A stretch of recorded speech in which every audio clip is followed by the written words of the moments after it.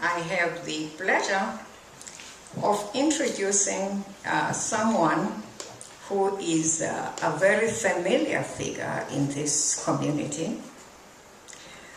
She is a very active member in our community. And that is Miss Nonceba Lubanga, a close friend of the Dube family since the 70s. Ms. Lubanga, a registered nurse with a master's in public health, is a nurse manager and health consultant at the Administration for Children's Services in New York City. She has also authored many resolutions focused on Black nurses' struggle against apartheid.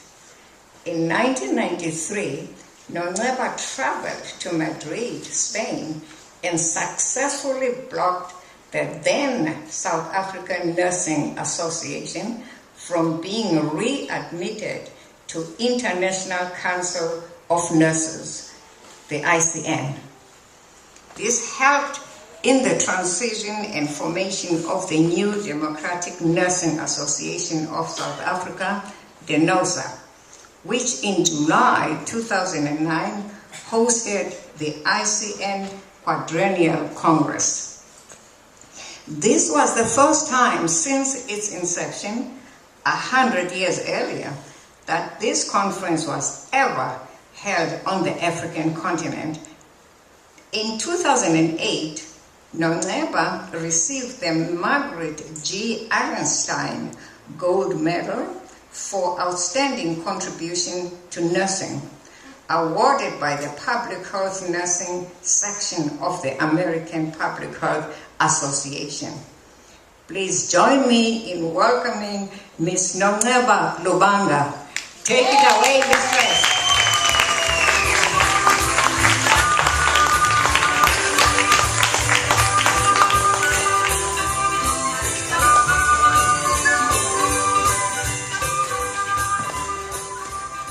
Good afternoon, everybody. As mentioned in my biography, I first met the Dubes in 1970, mid-1970. It was about the summer of 1970. And at that time, we traveled with Obrinkomo all the way to Ithaca to visit them. At that time, Zola must have been about maybe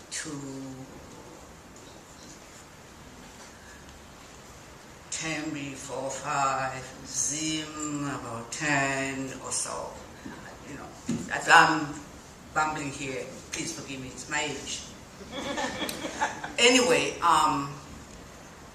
you know, from there, I had always been in very close, because I was very close to Melta with friends. And I think it was in the 70s or so, when with Fred, whom, that's how I addressed him.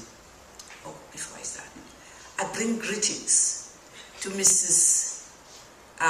Phyllis Jordan, who says I should let everybody know that she, though she's not here in person, but she's here in the spirit. I should have started with this. Anyway, so but Fred and I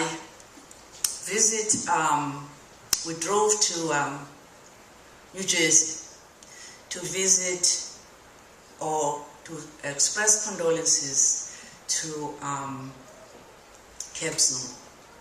He had lost one of his parents. I can't remember now whether it was the father or the mother at the time. But I do remember, you know, that Bongi, the first daughter, was about 14 or 15 at that time.